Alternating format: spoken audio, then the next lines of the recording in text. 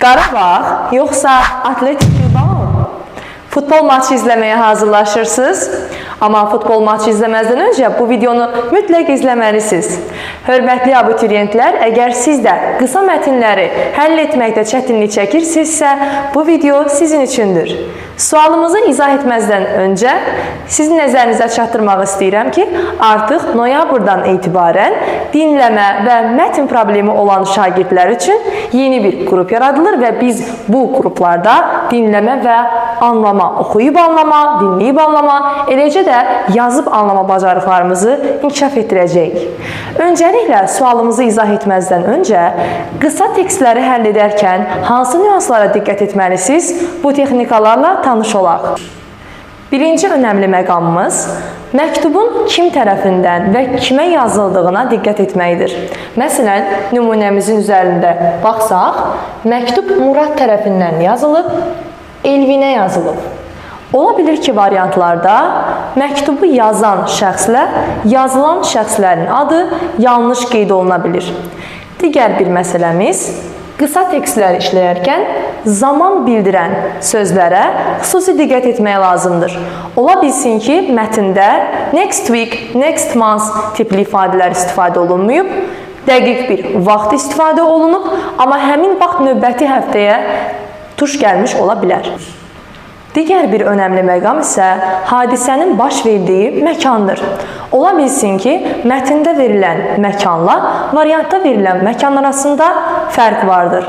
Bu hissədə diqqət etməli olduğumuz nüanslardan biridir. İndi isə gəlin sualımızı təhlil edək. Dear Elvin, I heard the football match between Qarabağ and Athletic Club is happening today. Önəmli məqamımız nə idi? Today, yəni bugün. Buradan belə anlaşılır ki, maç bugün baş tutacaq. Variantlarda isə biz görürük ki, next month'dan istifadə olunub. Ona görə A variantı yanlışdır. How exciting! I know you have always been a big Qarabağ fan. My friends and I are going to the stadium.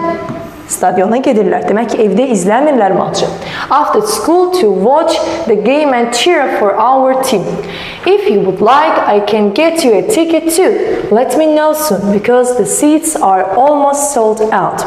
Aha, B variantına baxsaq görürük ki, Murad istəkli deyil bu maça getməyə. Amma biz görürük ki, Murad olduqca futbol maçını görməyə istəklidir. Hətta dostu Elvini də dəvət edir. Ona görə bu variant yanlışdır. Ümumiyyətlə, qısa tekstlərdə adətən no, not tipli, inkarlıq bildirən sözlər adətən yanlış cavab olur.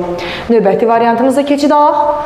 Murad invites Elvin to join him at the football game. Aha, baxaq kim kimi dəvət edir? Murad Elvini dəvət edir. Həqiqətən də Murad Elvini dəvət edir. Deməli, C variantımız doğru variantdır. D variantına nəzər salaq. Elvin is an athletic club fan. Biz görürük ki, Elvin Atletik Club fanın yox, Qarabağın fanıdır. Ona görə D variantı da yanlışdır. Murad is going to play in the football match. Murad futbol maçında oynamağa hazırlaşır. Yox, izləməyə, hətta onu stadionda izləməyə hazırlaşır. Ona görə də E variantı da səhvdir. Doğru cavab C variantıdır.